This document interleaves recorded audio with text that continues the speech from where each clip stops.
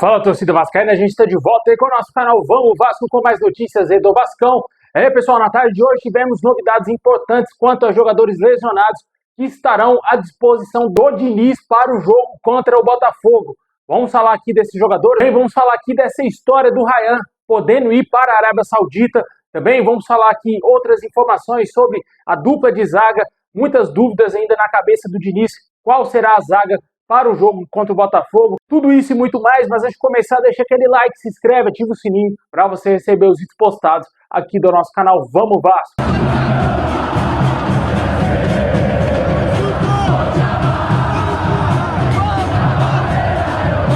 Bom, pessoal, nessa semana decisiva de clássico contra o Botafogo, o Vasco corre contra o tempo para esvaziar o departamento médico com os jogadores possíveis aí para entrar em campo em breve, né? Diferentemente do caso do Adson e do Jair, o Vasco tenta aí recuperar os jogadores Tietê, também o Paulo Henrique, que já está praticamente recuperado, certamente, pelo menos no banco, estará no jogo contra o Botafogo. Também corre contra o tempo para recuperar o Thiago Mendes e também o meio-campista Paulinho. Esses 4 jogadores têm grandes chances de voltarem aí para o jogo contra o Botafogo e pelo menos serem relacionados. O que tem um pouco menos de chance seria o Thiago Mendes, é quem estaria com um quadro menos avançado, segundo a reportagem do Globoesporte.com. O volante apresentou dores na panturrilha direita e foi cortado do último jogo do Vasco contra o Sport, mas está entregue aos cuidados do departamento médico e ainda não voltou às atividades com o restante do grupo. Talvez se acontecer alguma rápida recuperação, pode ser que o atleta seja relacionado, mas aparentemente quem está com grandes chances de voltar são aí realmente o Paulo Henrique, a gente até falou dele mais cedo, que possivelmente voltará aí à titularidade, estará à disposição do Diniz, e também os meio-campistas Paulinho e Tietê. Todos esses jogadores deverão estar à disposição aí do Fernando Diniz.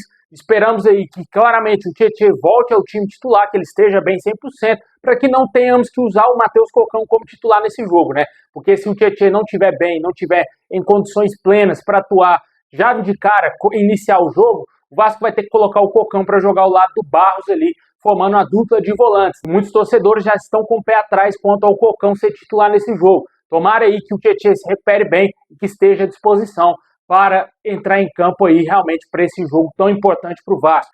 E além dessas definições quanto a jogadores lesionados, o Vasco segue ainda com a situação indefinida na zaga. O Fernando Diniz está quebrando a cabeça para montar o sistema defensivo do Vasco para esse jogo tão importante contra o Botafogo e também para a sequência. Mas aparentemente a grande dúvida dele vem sendo para esse jogo contra o Botafogo, já que temos aí à disposição o Hugo Moura, Robert Renan e também aí o Lucas Freitas, além, claro, do Maurício Lemos e Lucas Oliveira, que ainda estão no Vasco. Só que, infelizmente, a ausência do Carlos Cuesta deixa essa dúvida na zaga, porque se ele tivesse condições de jogo, já estivesse no bid da CBF, para esse jogo contra o Botafogo, nessa fase da Copa do Brasil, ele seria titular incontestável na zaga, já que na entrevista coletiva ele deixou claro que está bem fisicamente, que só dependeria do treinador para escalá-lo.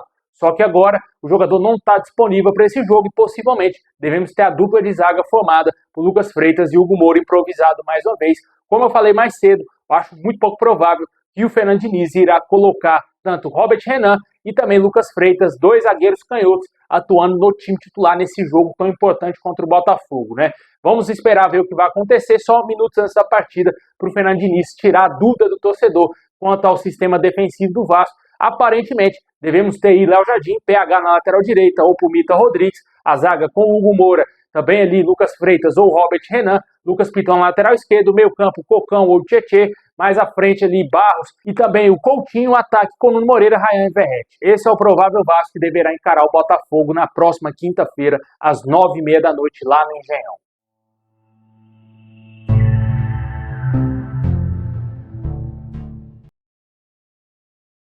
Bom, e a gente que falou de jogadores lesionados, que estão em situações de voltar aí a atuar com a camisa do Vasco, porém o Jair, que só volta no ano que vem, já iniciou o processo para passar pela nova cirurgia no seu joelho direito.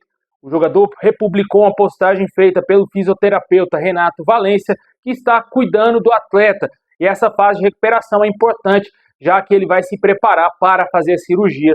E depois de se recuperar a cirurgia, o jogador será entregue ao departamento médico do Vasco, que irá fazer o processo da recuperação do atleta e na fase final ele voltará aí a ser entregue à comissão técnica que estiver trabalhando no Vasco. Certamente é uma situação complicadíssima para o Jair, o jogador que já passou por algo semelhante no ano passado e um ano depois praticamente o jogador tem a mesma lesão, né?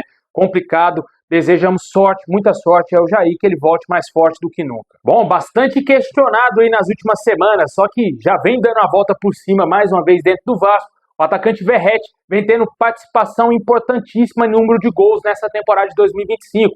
O Globoesporte.com fez um levantamento que o atleta participou de 40% dos gols do Vasco nessa atual temporada e está a 3 gols apenas de alcançar a marca do Nenê. O centroavante argentino participou diretamente de 40% dos 65 gols que o Vasco marcou nesse ano de 2025, colaborando com 24 gols e 2 assistências. O atacante é o artilheiro entre todos os atletas do futebol brasileiro nessa temporada, seu terceiro ano com mais números expressivos pelo Vasco, o que credencia o jogador estar nessa lista aí de jogadores mais nobres do Vasco, após chegar à incrível marca de 57 gols marcados em 119 jogos. O jogador nesse século XXI é o terceiro atleta que mais fez gol com a camisa do Vasco, estando atrás apenas, como eu disse, do Nenê, a 3 gols do Nenê, e aí está muito, mas muito atrás ainda do Romário, que é o grande artilheiro do Vasco, e nesse século marcando 120 gols em 136 jogos. Era absurdo baixinho e certamente é um número muito pouco provável que algum centroavante do Vasco irá chegar a alcançar aí nos próximos anos. Mas o Verratti está caminhando aí para pelo menos passar o Nenê em breve, muito em breve, esperamos, quem sabe, já na rodada seguinte, né? Quem sabe ele passa uns 2 gols ali contra o Botafogo, garantindo a classificação, e mais uns 2 contra o Ceará, e já no final de semana ele já ultrapassa o Nenê e se torne o vice-artilheiro do Vasco no século XXI, né? Comentem o que você acha dessa fase do Pirata, que estava sendo muito criticado, todo mundo estava criticando o Pirata, mas ele, como sempre, como argentino guerreiro que é, está tentando dar a volta por cima, já conquistou novamente a titularidade de capitão e certamente não vai sair mais do time do Vasco. Bom, e fechando o nosso vídeo, vamos falar aqui da situação de mercado. O Vasco ainda pode contratar jogadores que estão livres, só que até agora não tivemos nenhuma atualização, nenhum interesse do Vasco em algum jogador, mas ao mesmo tempo que pode contratar, o Vasco também pode perder. Ainda temos janelas pelo mundo afora abertas, o Vasco pode encaminhar negociações e vender jogadores.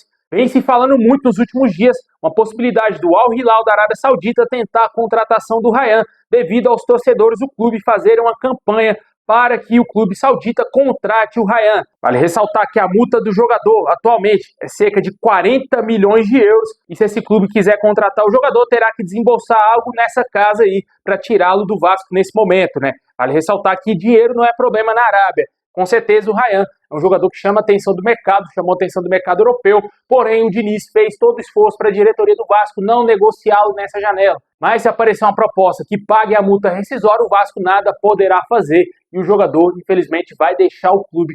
Muito possivelmente, se esses caras virem com o dinheiro que eles têm, certamente o Rayhan deverá deixar o Vasco. Mas até agora são especulações, nada concreto, ainda não temos informações se existe uma proposta oficial. Sim, assim que tiver alguma novidade quanto à possibilidade de saída do Rayhan para o mercado árabe, vamos trazer aqui no canal, ou talvez para qualquer outro centro, né? Mas eu acredito que hoje a situação mais fácil para ele deixar o Vasco seria para a Arábia, onde esses clubes têm muito dinheiro para chegar aqui no Brasil e contratar qualquer jogador daqui, né? Comenta aí o que você acha dessa possibilidade. Se pagar a multa, o Vasco vai estar nadando em braçada em rios de dinheiro, que 40 milhões de euros é praticamente jogador que está atuando no futebol europeu em alto nível, né, cara? É valor desse tipo de atleta. Com certeza o Rayhan é um jogador muito promissor e essa grana seria muito bem-vinda ao Vasco. Mas, na minha opinião, eu acho que se não chegar a esses valores que o Vasco estipula na multa rescisória, o Vasco não irá negociar o atleta.